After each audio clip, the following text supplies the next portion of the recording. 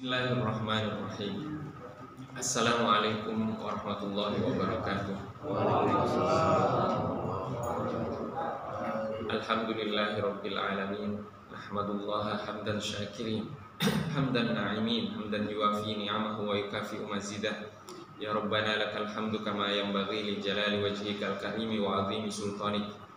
Asyhadu an la ilaha illallah wa asyhadu anna sayyidana Muhammadar Rasulullah. Allahumma salli ala sayyidina Muhammadin abdika wa rasulika nabiyil ummi wa ala alihi wa sahbihi wa sallim. Amma ba'du. Jamaah sidang salat subuh yang dirahmati oleh Allah Subhanahu wa taala. Alhamdulillah, Allah Subhanahu wa taala masih memberikan kesempatan kepada kita untuk dapat kembali sama-sama belajar untuk mengenal Rasulullah sallallahu alaihi wasallam dari hadis yang dikumpulkan oleh Al-Imam An-Nawawi dalam kitab Arba'in An-Nawawi.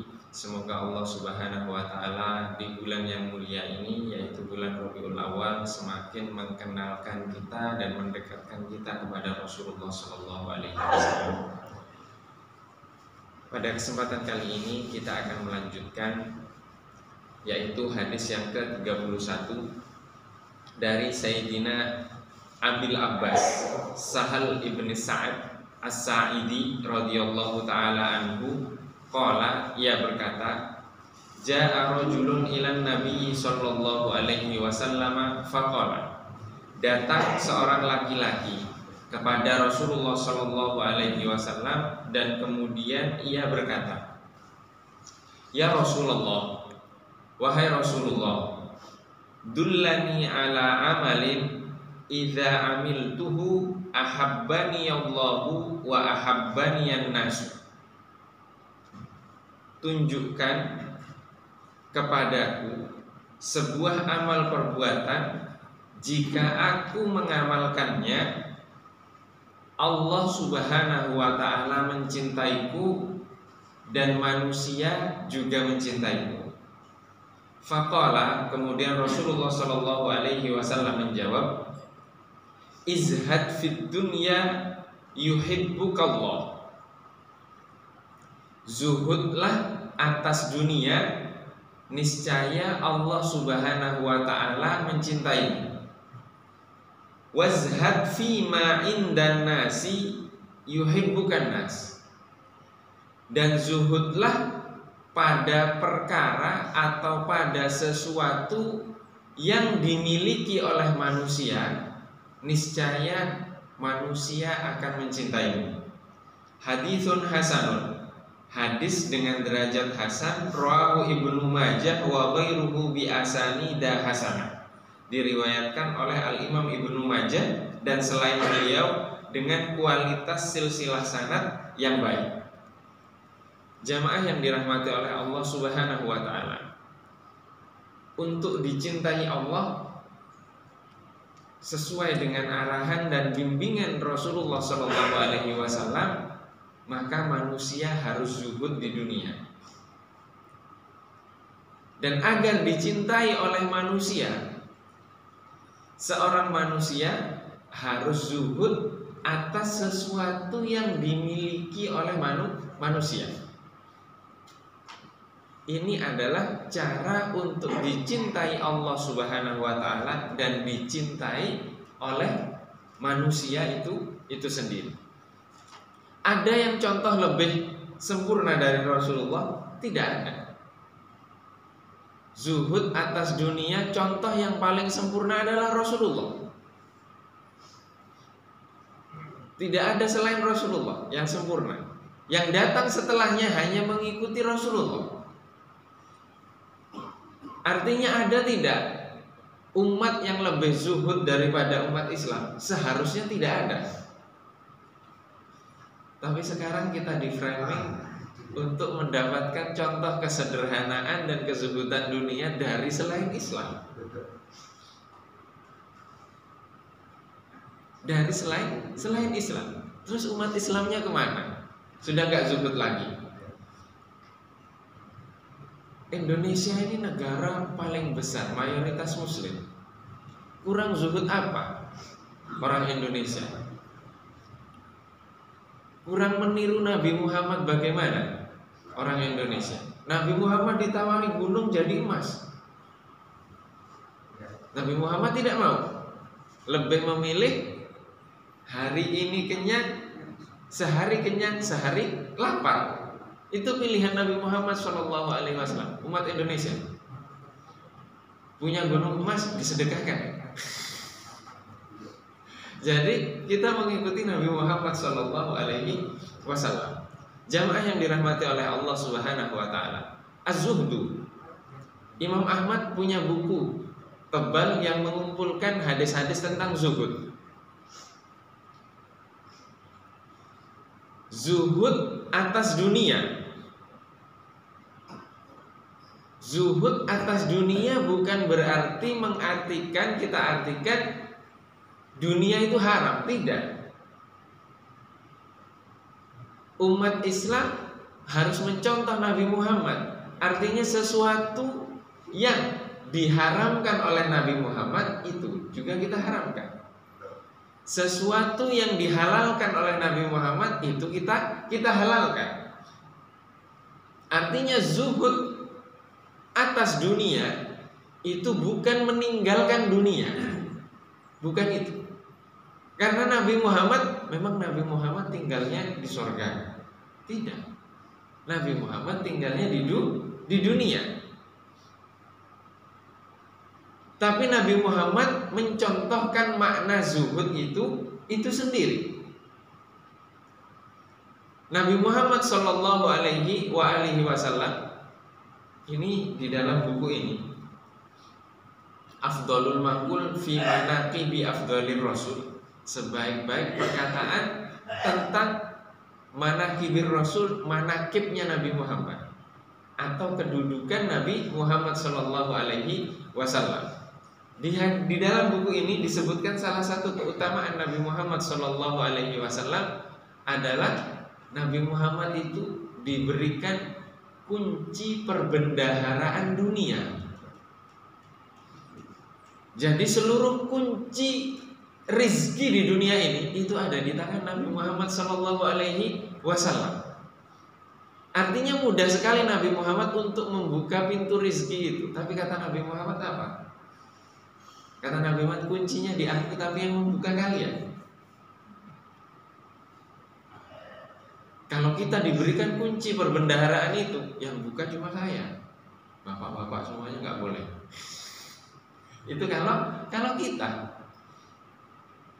kita seperti itu. Tapi ini Nabi Muhammad Shallallahu Alaihi Wasallam justru malah membukakan pintu-pintu perbendaharaan itu untuk siapa? Untuk umatnya. Itu Nabi Muhammad Shallallahu Alaihi Wasallam.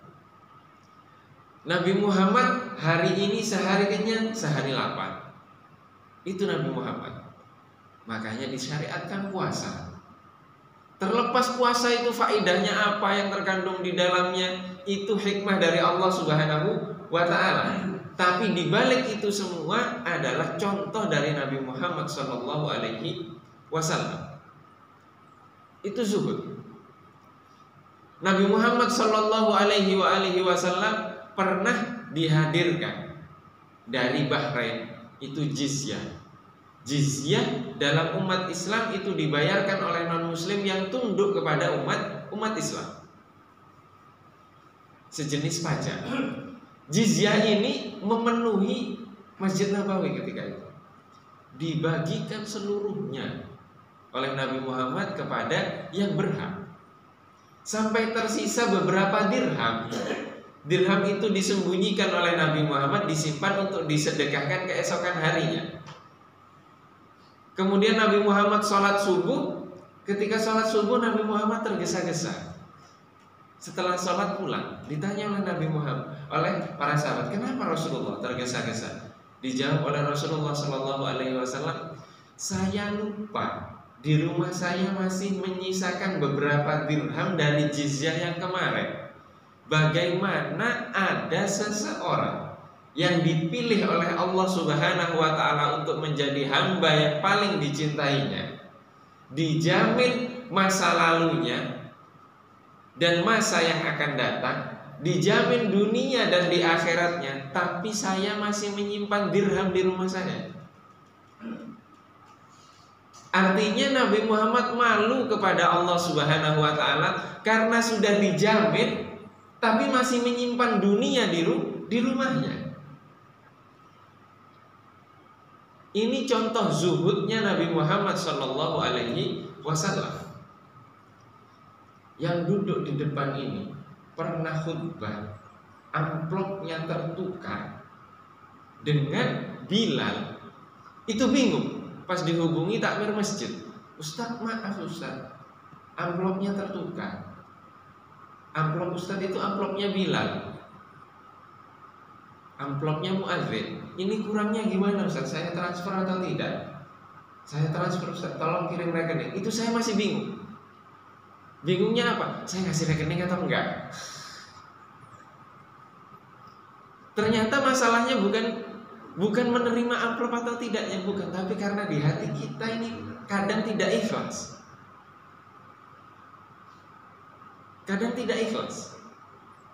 Mengajar bukan karena Allah, mendidik bukan karena Allah, menasehati anak bukan karena Allah, menasehati istri bukan karena Allah, menasehati tetangga bukan karena Allah.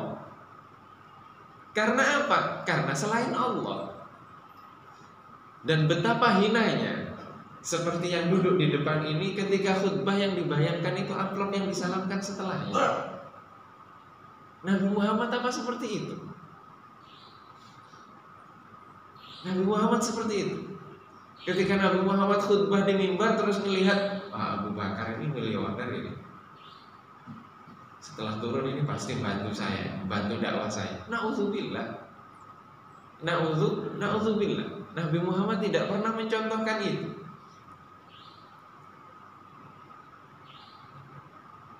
Ini contoh zuhud.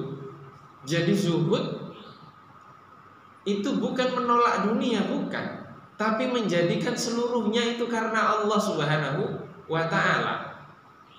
Perjuangan semuanya karena Allah Subhanahu wa ta'ala. Mencari nafkah semuanya karena Allah Subhanahu wa ta'ala. Menggunakan rezeki yang dianugerahkan Allah kepada kita itu juga karena Allah Subhanahu wa ta'ala.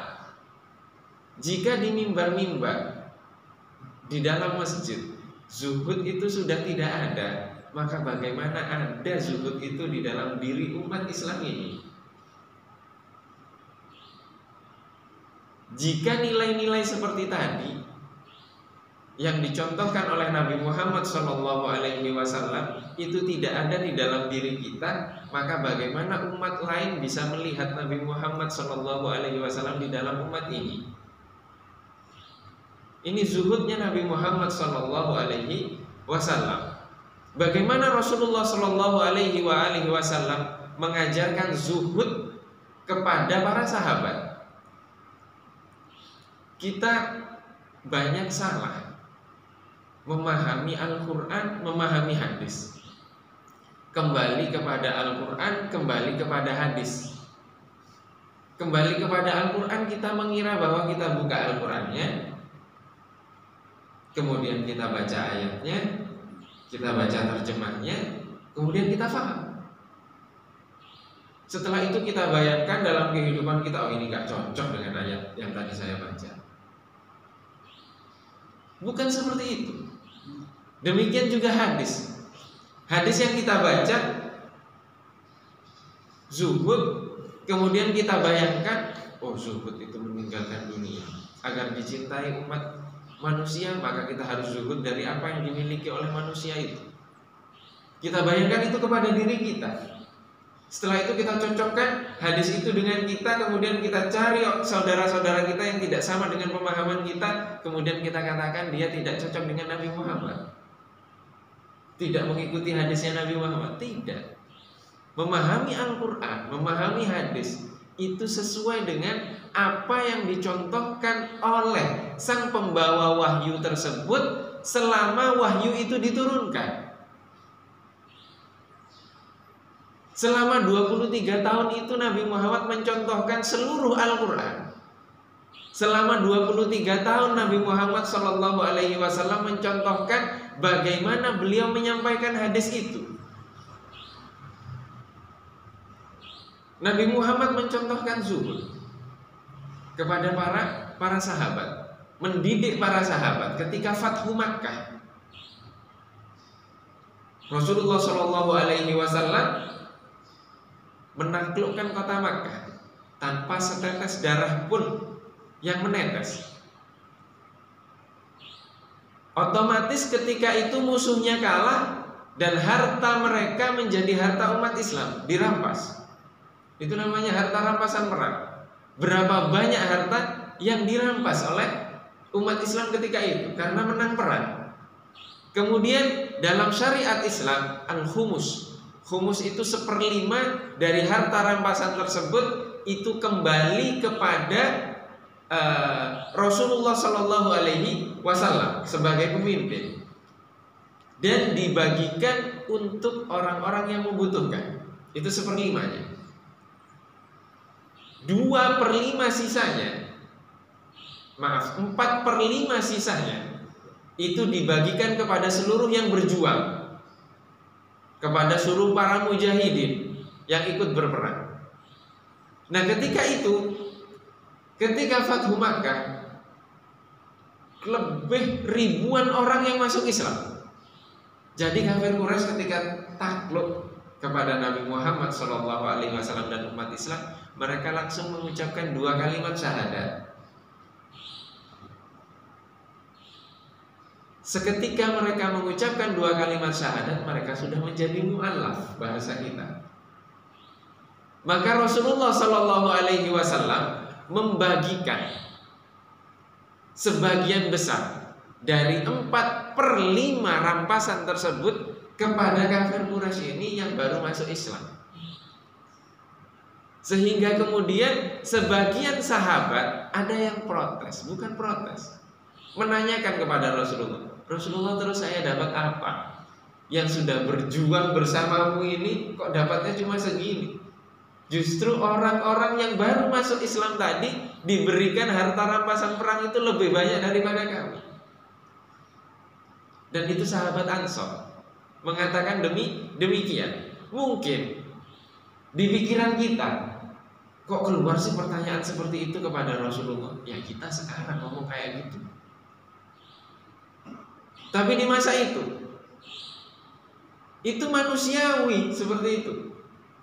Jadi sahabat Ansor itu manusia biasa seperti kita dan terganggu oleh dunia. Tapi karena dididik oleh Rasulullah Shallallahu Alaihi Wasallam, Rasulullah mengatakan, apakah tidak cukup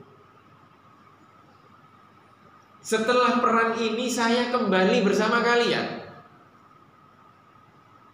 Jadi keberadaan Rasulullah itu apa tidak cukup untuk sahabat Ansor?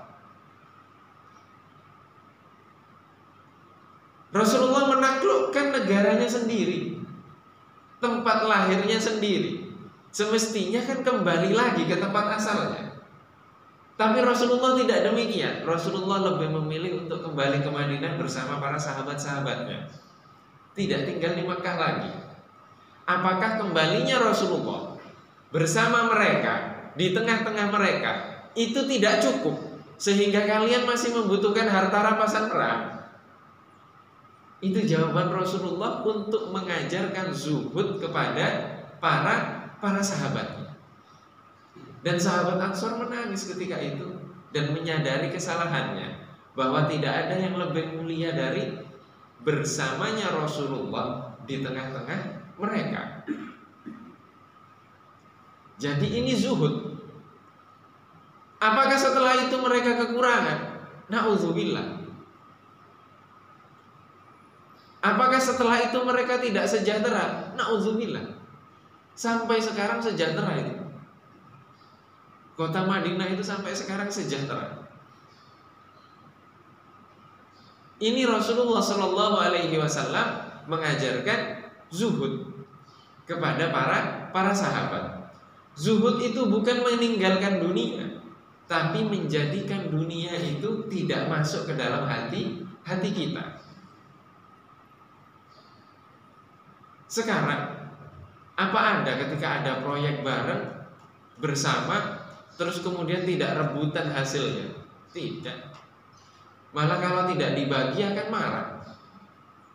Demikian juga sebaliknya. Ketika kita memimpin sebuah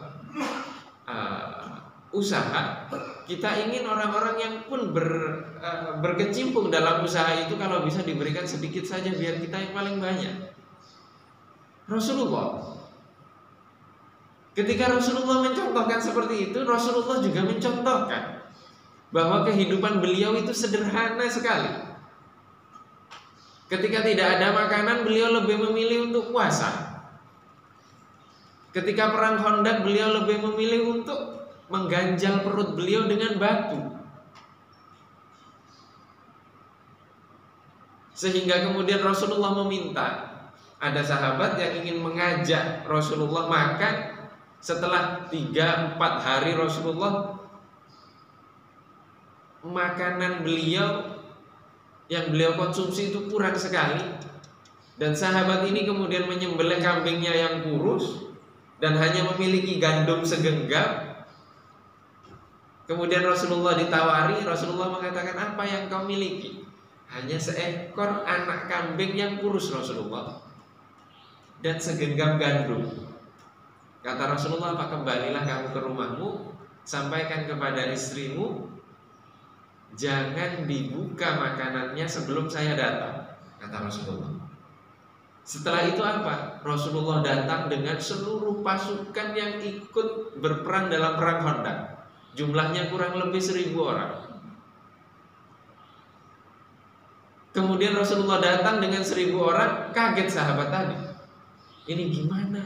Cuma segenggam gandum dengan seekor anak kambing yang kurus.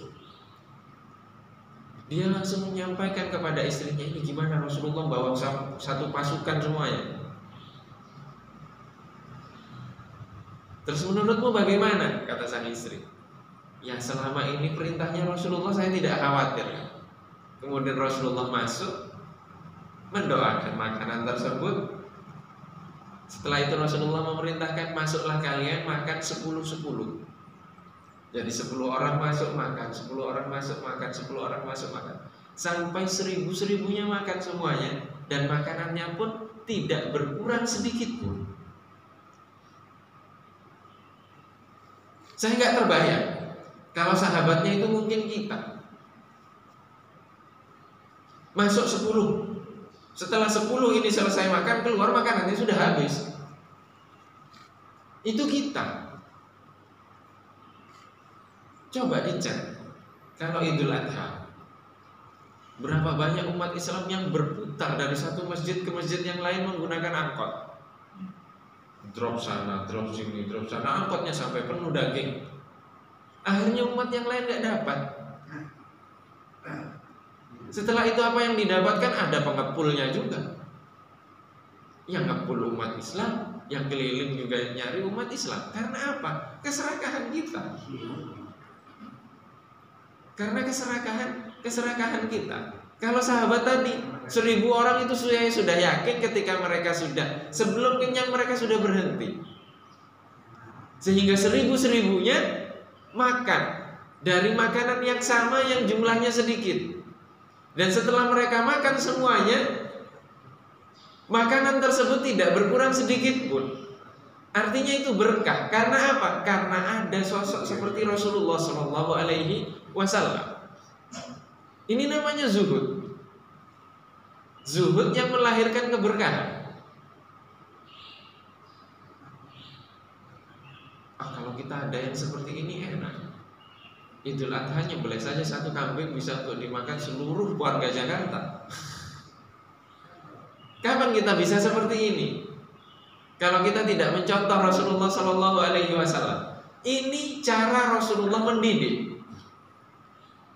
mendidik para sahabat bagaimana zuhud, bahwa dunia itu milik Allah. Ketika Allah sedang ingin memberikan, maka akan sampai kepada kita.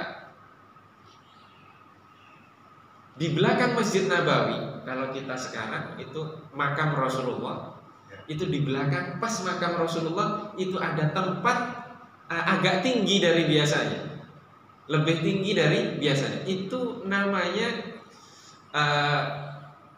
sufah. Sufah itu bagian belakang Masjid Nabawi yang biasa digunakan oleh para sahabat. Sahabat yang bagaimana? Sahabat yang miskin, jomblo, gak punya rumah. Kerjanya ngikutin Rasulullah. Kemanapun Rasulullah pergi. Ini ashabus suffah namanya. Sahabat-sahabat yang tinggal di suffah bagian belakang Masjid Nabawi. Dan suffah ini biasanya dijadikan juga guest room atau guest house-nya.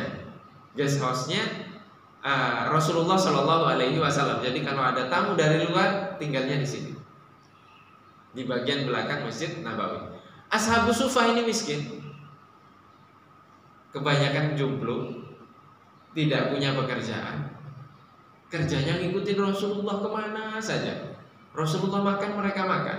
Pemimpinnya adalah Sayyidina Abu Hurairah. Suatu ketika Rasulullah diberikan satu teko susu kepada Rasulullah Shallallahu Alaihi Wasallam. Kemudian Rasulullah panggillah sahabat ashabus suffah ini, sahabat yang tinggal di suffah.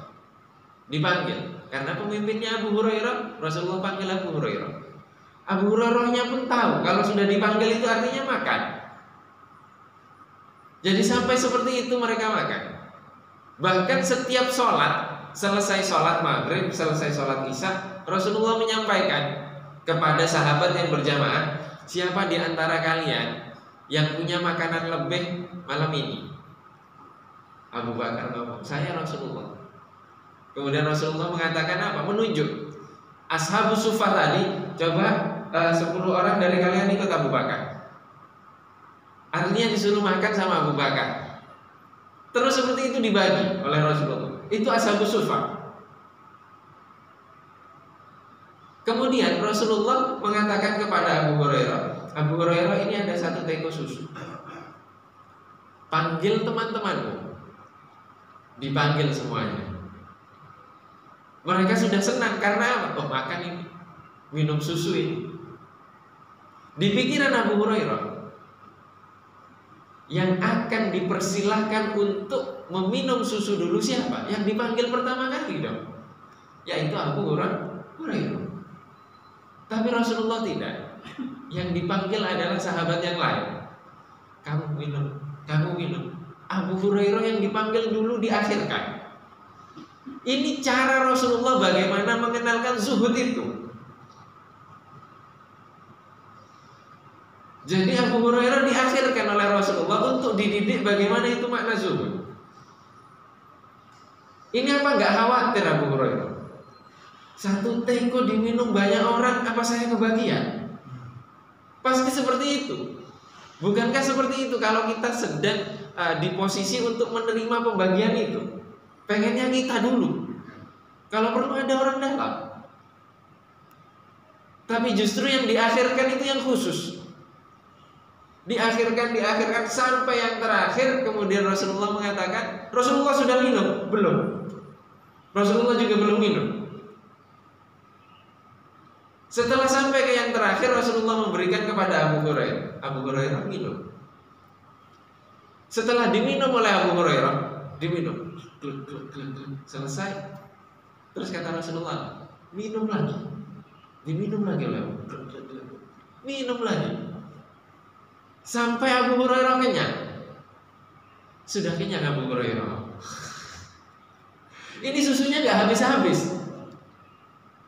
Sampai Abu Hurairah kenyang. Jadi Rasulullah tidak perlu mengatakan, jangan khawatir, susunya gak akan habis. Enggak, tapi langsung dipraktekkan, ditunjukkan oleh Rasulullah bahwa apa yang kamu inginkan itu terpenuhi. Kamu ingin minum banyak, minum, kata Abu Hurairah. Kok gak habis-habis sampai aku kekenyangan?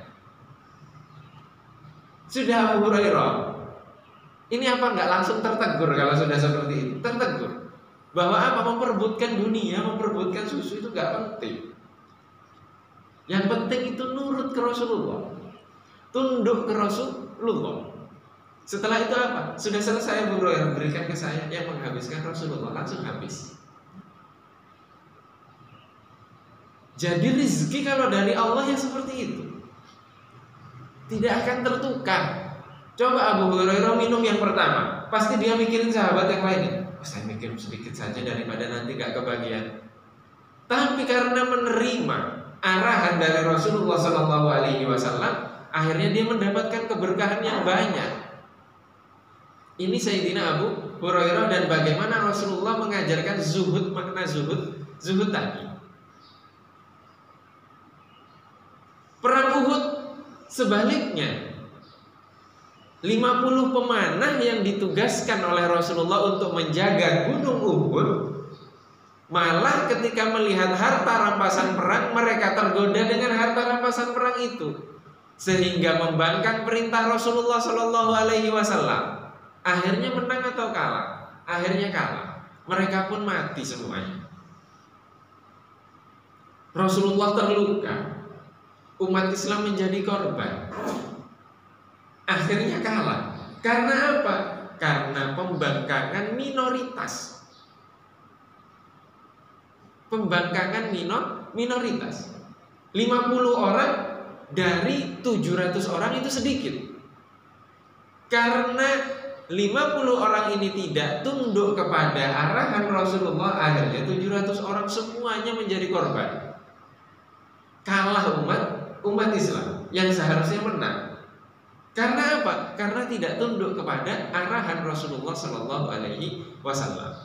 Maka berapa banyak umat Islam yang bermaksiat atas Allah Subhanahu wa Ta'ala, tidak tunduk kepada perintah Rasulullah SAW, maka efeknya akan apa? Akan dirasakan oleh seluruh umat Islam. Seluruh umat Islam. Dan itu berapa banyak sekarang? Banyak sekali. Bagaimana kita bisa mengikuti Rasulullah SAW jika figur yang dikenal oleh anak-anak kita itu bukan Rasulullah? Anak saya kalau main bola, yang pertama sama yang kedua rebutan. Dua-duanya pengen jadi Cristiano Ronaldo. Gak ada yang mau jadi Lionel Messi. Yang mereka kenal itu sekarang. Cara mendapatkan dunia bagaimana? Cristiano Ronaldo dalam waktu 12 jam sudah dapat pengikut di YouTube puluhan juta langsung, hitungan jam. Artinya itu udah penghasilannya sudah berapa miliar setiap bulan. Ya seperti itu sekarang contoh bagaimana melihat dunia. Contoh bagaimana melihat dunia. Contohnya non-muslim. Contohnya non-muslim, bukan muslim itu sendiri. Jadi contoh mendapatkan dunia seperti itu, bukan seperti Rasulullah SAW.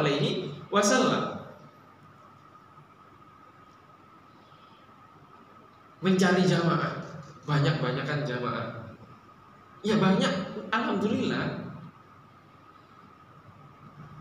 Alhamdulillah, tapi Rasulullah itu berproses. Semuanya berproses. Dan banyak orang yang memang sudah mendapatkan takdirnya, muridnya sedikit, jamaahnya sedikit. Sekarang sudah standarnya viewer, siapa yang melihat, tapi tidak bersandarkan kepada nilai yang dicontohkan oleh Rasulullah SAW.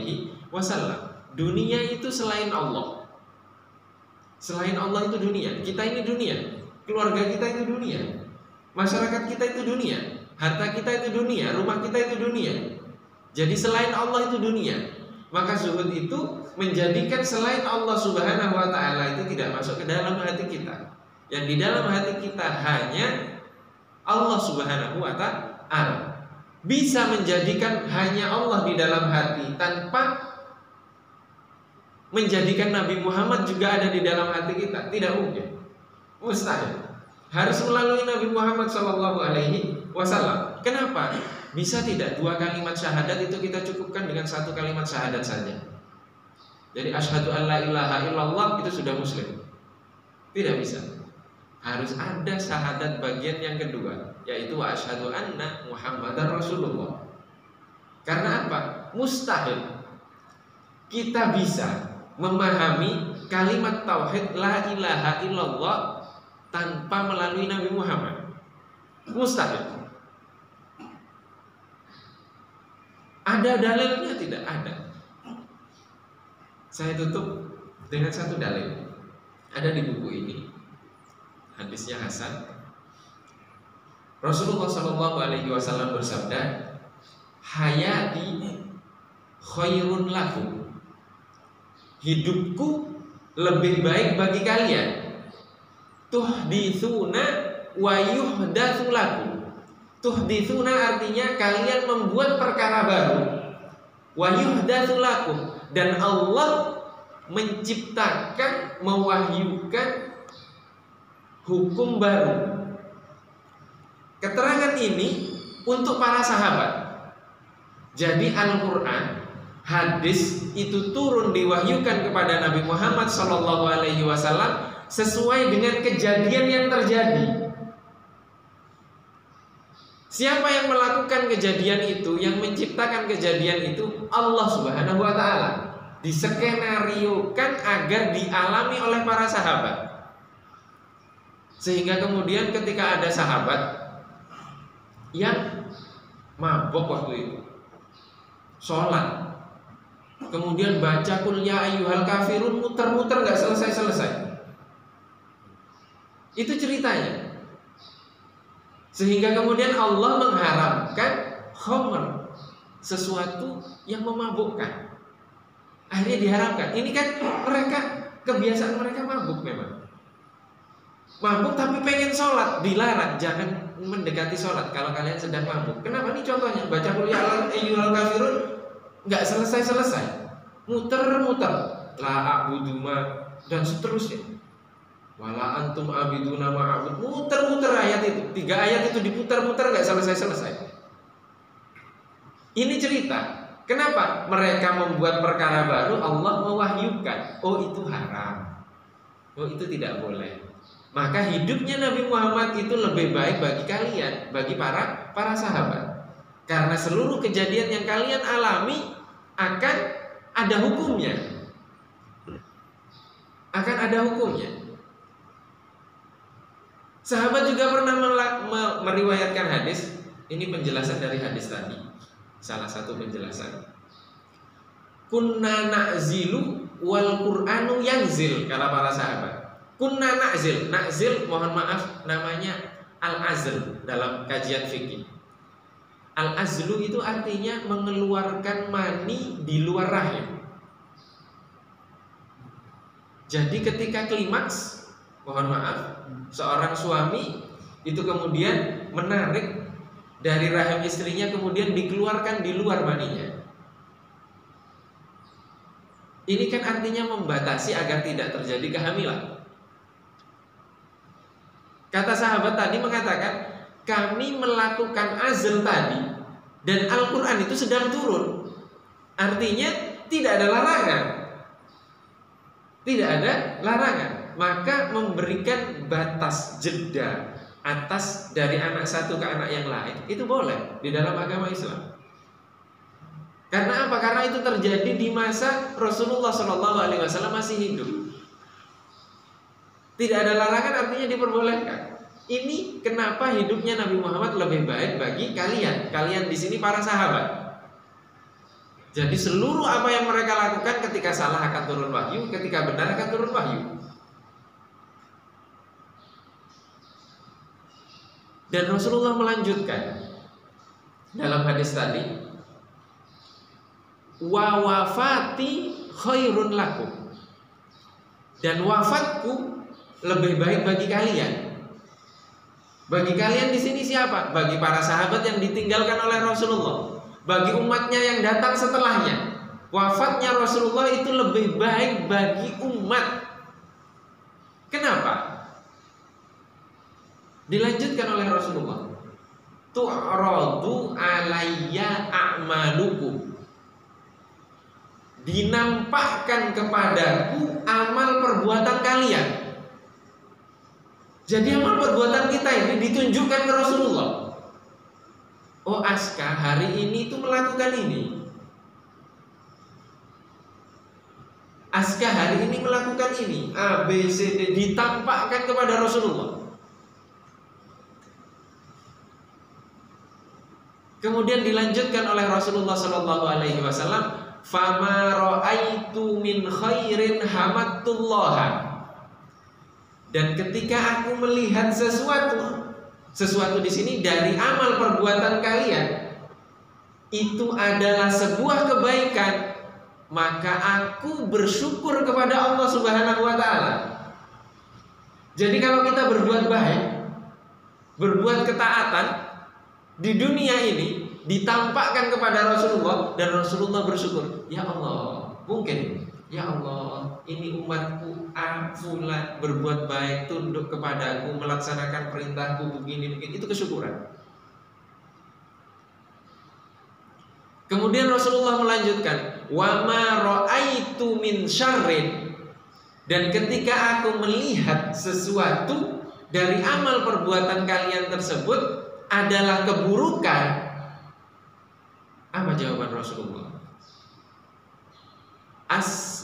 Istaghfartullaha lakum. Aku memohon ampun untuk kalian kepada Allah Subhanahu wa taala. Jadi kalau kita berbuat maksiat, itu Rasulullah istighfar. Untuk siapa? Untuk pelaku maksiatnya selama itu umatnya. Pertanyaannya, sampai kapan Rasulullah akan selalu istighfar untuk kemaksiatan yang kita lakukan? Tidak malukah kita kepada Rasulullah yang mengistighfari kemaksiatan yang kita lakukan? Ini bukan berarti kita istighfari Rasulullah kok kita maksiat lagi. Bukan. Malu gak kita? Ini cara Rasulullah bagaimana memahamkan, kalau kalian malu ke saya, apa kalian gak malu kepada Allah yang menciptakan saya dan menciptakan kita?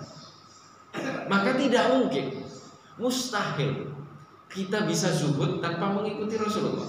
Mustahil kita bisa menjadikan Allah ada di hati kita tanpa berpegang teguh kepada tuntunan Rasulullah, tanpa menghayati makna-makna seperti tadi. Dan itu adalah salah satu keutamaan Rasulullah Shallallahu Alaihi Wasallam yang dianugerahkan Allah Subhanahu wa taala kepada beliau. Jadi zuhud di sini contoh yang paling sempurna Rasulullah. Contoh yang paling sempurna Rasulullah. Itu sudah yang paling sempurna. Jadi jangan sampai kita mencontohkan sesuatu yang berbeda dengan nilai-nilai yang disampaikan oleh Rasulullah. Malah kita menemukan contoh kesederhanaan, kezuhudan itu dari non-muslim itu bagaimana? Di mana kita? Di mana kita? Kita ditampakkan sekarang bagaimana pemimpin-pemimpin agama, pembesar-pembesar agama dari selain Islam, padahal pemimpin dunia tapi naiknya hanya Innovasionics. Itu bagus. Tapi kita lebih berhak untuk menampakkan nilai itu. Kita lebih berhak untuk itu. Kita lebih berhak untuk menampakkan seperti itu. Dan itu jauh kita dari nilai-nilainya yang dicontohkan oleh Rasulullah Shallallahu Alaihi Wasallam. Itu harusnya kita yang mencontohkan seperti itu. Ini saya baru ngajar seperti ini, dai seperti ini, sudah minta dijemput, kalau perlu pakai jet pribadi. Itu dari mana kita? Di mana nilai-nilai Rasulullah sekarang dari kita, khususnya zuhud ini.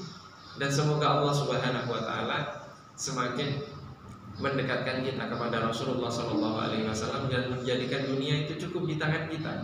Jangan sampai masuk di hati kita, sehingga kemudian di hati kita semuanya Allah Rasulullah, dan kita dapat mencintai sesama Muslim dan kemudian masuk surga bersama di dalam barisan Rasulullah Shallallahu Alaihi Wasallam. Allahumma amin. Ini saja yang dapat kita kaji pada kesempatan kali ini. Jika mungkin ada yang ingin ditanyakan atau didiskusikan, dipersilakan. Masih ada waktu kurang lebih 10 menit sampai jam 6. Assalamualaikum. Waalaikumsalam. Saya pikir yang namanya itu sangat sedikit. Sekarang ini di dalam tempat saya sendiri, mereka bikin sesuatu yang namanya ChatGPT. Mereka itu sendiri membuktikan bahwa ChatGPT itu adalah suatu program artificial intelligence, di mana dia bisa mengupdate semua jenis Bible, apalagi Barnabas sampai Paulus. Dan saya buktikan sendiri, saya install, saya tanya, ini cerita orang Nasrani, dia bertanya, kan dia bingung, kok Isa itu Tuhan? Ya, cek GPT apakah Isa itu Tuhan, dan cek di semua Bible Perjanjian Lama dan Baru. Jawabannya sangat bagus sekali. Berdasarkan yang saya punya, kebenaran punya, Isa adalah Nabi, bukan Tuhan. Banyak sekali yang alhamdulillah di Inggris, banyak berbondong-bondong, semua Nasrani memilih masuk Islam. Pertanyaannya, apakah hal yang sama kita bisa pastikan semua Al-Quran, hadis, semua Imam 4 kita masukkan dalam ChatGPT dan kita menjadikan dia sebagai panutan kita, bukannya Pak Aska, bukan yang lain, karena Pak Aska dikasih nafs, karena bisa saja kita lihat Pak Aska, oh nggak mau jadi dia karena kadang-kadang dia ingin pakai jadi pribadi. Kalau yang ini dia nggak punya nafs seperti malaikat. Pertanyaannya apakah kita boleh melakukan itu? Karena kita tuh kalau dengan namanya Aska adalah ulama hubungan dengan sebab ada catatan batu. Tapi dengan yang namanya ChatGPT versi Al-Quran dan hadis itu nggak punya catatan batu, Allah tidak akan menolak. Apakah hukumnya? Bagaimana boleh tidak kita belajar dari ChatGPT? Saya juga kadang pakai. Tepatnya bukan pakai, tapi ngetes validasinya. Ngetes validasi. Tidak semua ilmu itu bisa kita ambil dari program. Karena ChatGPT itu hanya artificial intelligence, ya. Jadi tetap programnya itu yang membuat manusia, tapi kemudian dia bisa berkembang sendiri. Dia bisa mengumpulkan seluruh pengetahuan. Saya menyampaikan pengetahuan. Pengetahuan itu hanya dikumpulkan oleh dia, kemudian dia menata pengetahuan itu untuk disampaikan sesuai dengan rumus-rumus yang dibuat. Apa bisa menjelaskan hal-hal yang sifatnya maknawi? Maknawi yang itu butuh untuk menyentuh hati, menyentuh perasaan, menyentuh ruh. Tidak bisa. Tidak bisa. Kalau seperti itu maka Allah Subhanahu wa ta'ala akan mengutus Nabi dalam bentuk robot, bukan sebagai bentuk manusia. Atau kalau perlu mengutus Nabi dalam bentuknya, jasadnya, wujudnya malaikat, bukan manusia. Malaikat kan sudah jelas tidak pernah melakukan dosa, A, B, B, hitam, putih. Tapi manusia tidak seperti itu. Manusia tidak seperti itu. Maka satu-satunya cara adalah bersentuhan langsung. Itu satu-satunya cara. Satu-satunya cara. Itu kalau saya misalkan dengan hal yang bersifat materialistis dan juga yang bersifat kita itu sudah kebutuhan, bukan maksudnya jorok atau apa. Mau tidak kita menikah, tapi kemudian anak kita tadi itu janinnya dari bayi tabung. Jadi tidak ada hubungan antara suami dengan istri. Saya yakin kita semuanya tidak akan mau. Sama dengan itu. Sama dengan itu. Artinya harus ada sentuhan. Harus ada sentuhan dalam proses pembelajaran. Teori zuhud seperti ini yang saya sampaikan nggak ada gunanya. Yang dibutuhkan umat ini contohnya langsung dilihat. Saya cuma bisa ngomong ini di sini. Saya cuma bisa membicarakan. Yang dibutuhkan itu umat langsung melihat contohnya. Saya nggak butuh omongan. Itu yang dilakukan oleh Rasulullah SAW. Maka satu-satunya cara untuk sampai kepada titik keikhlasan, titik bagaimana kita mencontoh Rasulullah SAW, itu hanya dua jalannya. Kata Al-Imam Ibnu Athaillah As-Sakandari, idfin wujudaka fi ardil humuli, Fama nabata mimma lam yudfan la yatimu nitajuhu. Kubur eksistensimu di dalam tanah keterasingan. Karena benih yang tumbuh dari benih yang tidak ditanam di dalam tanah, hasilnya tidak sempurna. Artinya apa dari hikmah ini? Belajar. Jangan tenar dulu, belajar dulu. Belajar dulu. Kalau sudah belajar itu di dalam bawah tanah. Di bawah tanah artinya nggak kelihatan oleh mata. Dia sedang menyerap saripati tanah. Belajar. Sekarang berapa banyak yang belum belajar kemudian mengingkari yang sudah belajar?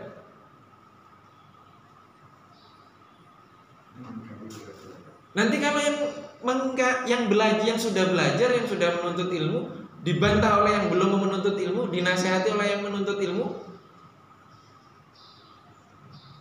dikatakan sombong sekali sih, dikasih tahu kok nggak mau. Kadang seperti itu. Maka tetap kuncinya harus belajar dulu. Setelah belajar dia akan tumbuh gitu. Jadi tunas, kemudian dia akan nampak menghasilkan buah. Kena sinar matahari nggak ada masalah. Belajar dulu, tidak tenar dulu. Tapi itu tidak cukup. Kenapa tidak cukup?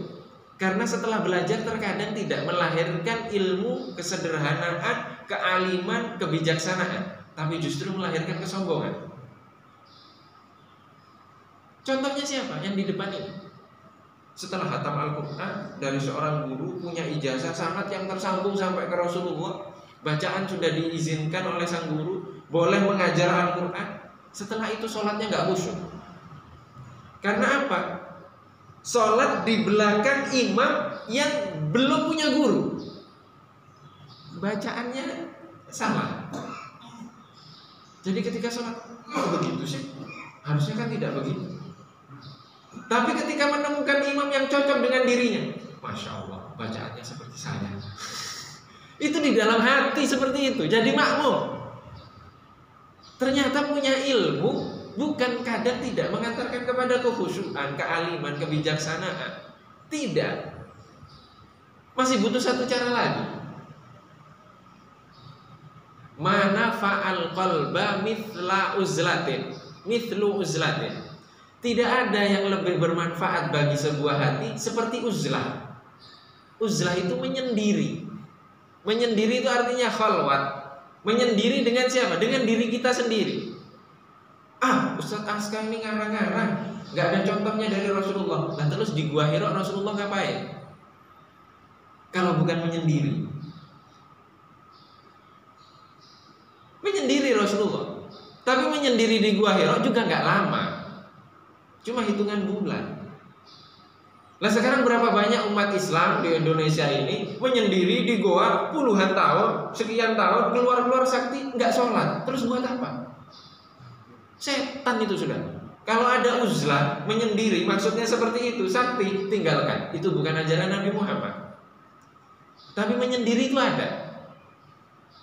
Ya tapi kan setelah dari Gua Hira Nabi Muhammad gak menyendiri lagi. Kata siapa?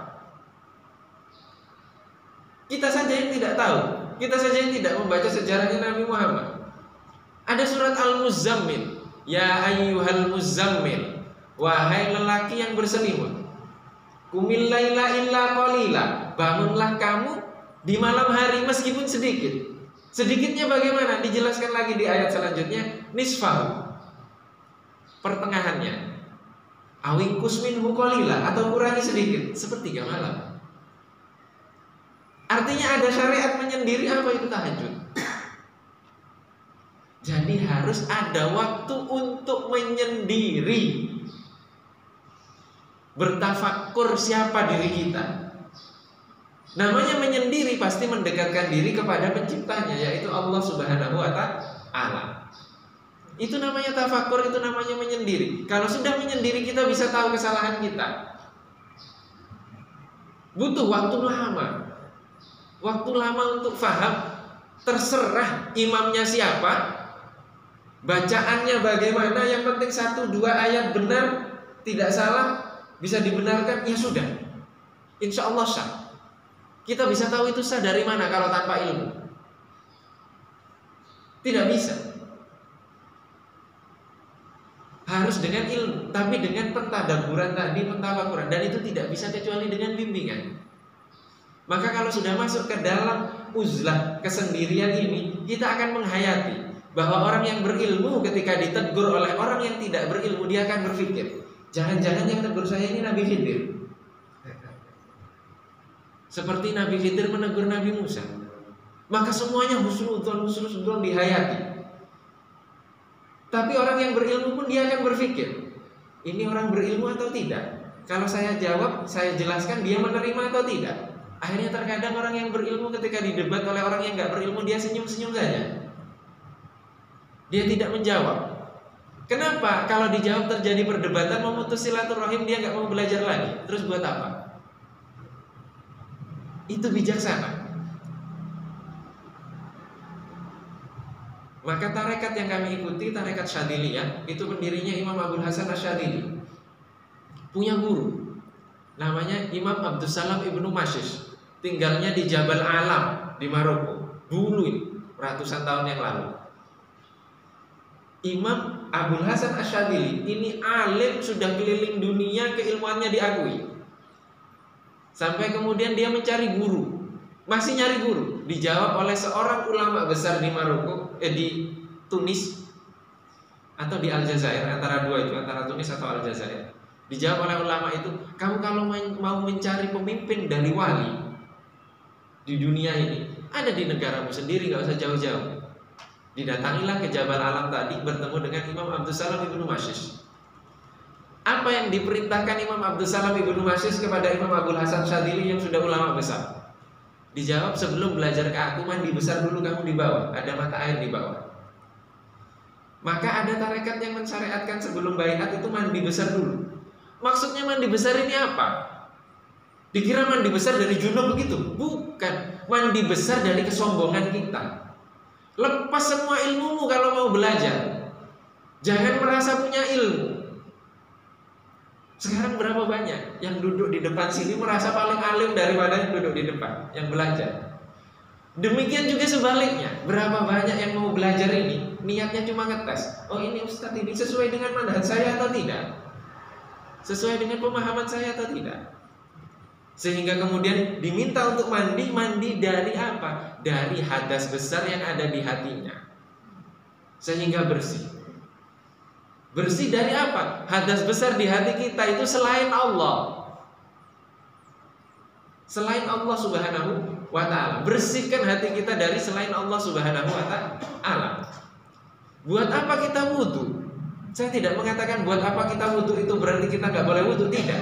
Kita wudu, setelah itu sholat, jadi makmum merasa lebih baik dari imamnya. Kemudian kita imam wudu, setelah itu merasa makmumnya tidak sah sholatnya. Karena apa? Karena tidak sesuai dengan pemahaman kita. Pertanyaannya, yang disembah siapa?